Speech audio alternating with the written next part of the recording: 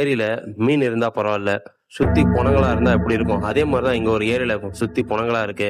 அது எந்த ஏரி, எங்க இருக்கு அப்படின்றது தெரிஞ்சுக்கணும்னு நெனச்சீங்கன்னா, இந்த வீடியோ முழுசா பாருங்க. நம்ம சேனல சப்ஸ்கிரைப் பண்ணிட்டு பாருங்க.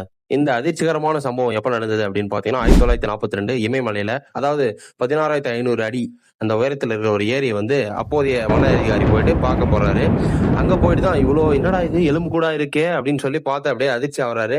அது எல்லாம் என்ன நினைச்சாருன்னா, சரி ஓகே 2ஆம் உலகப் போர்லாம் நடந்துச்சு பார்த்தீங்களா? அப்போ வந்து இந்தியாக்குள்ள நுழையணும்னு சொல்லி அந்த ஜப்பான் படை வீரர்கள்லாம் நெனச்சாங்க.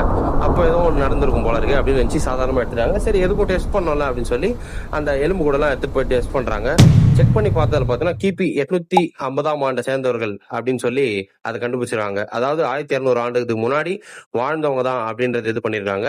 அந்த எட்டுன்னு போன எலும்பு கூடு பார்த்தீங்கன்னா, எல்லாருமே பார்த்தீங்கன்னா ஒரே நாள்ல செத்துருக்காங்க. என்னடா இது எல்லாரும் ஒரே நாள்ல செத்துருக்காங்களே அப்படின்னு சொல்லி இது பண்ணியிருக்காங்க. அப்புறம் அந்த எலும்பு கூடு, அந்த தோள்பட்டை, அந்த எலும்புலாம் இருக்கும் பார்த்தீங்களா, அதுல செக் பண்ணதுல பார்த்தீங்கன்னா, எல்லா இடத்துலயுமே வந்து பார்த்தீங்கன்னா ஒரு டாட் மாரி இருக்கு. அப்புறம் அந்த இடத்துக்கு போய் திரும்பவும் செக் பண்றாங்க. செக் பண்ணி பார்த்ததுல பார்த்தீங்கன்னா, அங்க போர் நடந்த மாரியோ, இல்ல நிலச்சரிவு நடந்த மாரியோ எந்த அறிகுறியும் இல்ல. ஆனா ஒண்ணே ஒண்ணு அங்க போய் கண்டுபிடிக்கிறாங்க. என்ன அப்படின்னு பார்த்தீங்கன்னா, வானத்திலிருந்து ஏதோ ஒரு பொருள் தான் வந்து அவங்க எலும்பு மேலயும், தோள்பட்டை மேல விழுந்து அந்த காயம் ஏற்பட்டிருக்கு அப்படின்னு கண்டுபிடிக்கிறாங்க. அதுக்கப்புறம் அந்த லேட்டஸ்டா டெக்னாலஜிலாம் வளர்ந்த பிறகு அதுக்கான விடைய கண்டுபிடிச்சிருக்காங்க. அப்போ அவங்க எப்படி இறந்திருக்காங்க அப்படின்னு பார்த்தீங்கன்னா, ஒரு ஆலங்கட்டி மழையினால அப்போ வந்து புனித யாத்திரை வந்து அந்த வழியா போயிருக்காங்க. அப்போ பெஞ்ச பெரும் மழை, அதாவது பெரும் பனிமழையினால அவங்க இறந்திருக்காங்க. அதுவும் பார்த்தீங்கன்னா, அப்போ வந்து அந்த கிரிக்கெட் பால் அளவுல வந்து அந்த பனிக்கட்டிலாம் அவங்க தலையில விழுந்தனால அவங்க இறந்திருக்காங்க அப்படின்னு கண்டுபிடிச்சிருக்காங்க. ஸோ இந்த விஷயம் உங்களுக்கு உண்மையிலேயே ஷாக்கிங்கா இருந்துச்சு அப்படின்னு நினைச்சீங்கன்னா, இந்த வீடியோவை லைக் பண்ணுங்க, கமெண்ட் பண்ணுங்க, ஷேர் பண்ணுங்க. மறக்காம நம்ம சேனலை சப்ஸ்கிரைப் பண்ணுங்க. டாடா பாய்.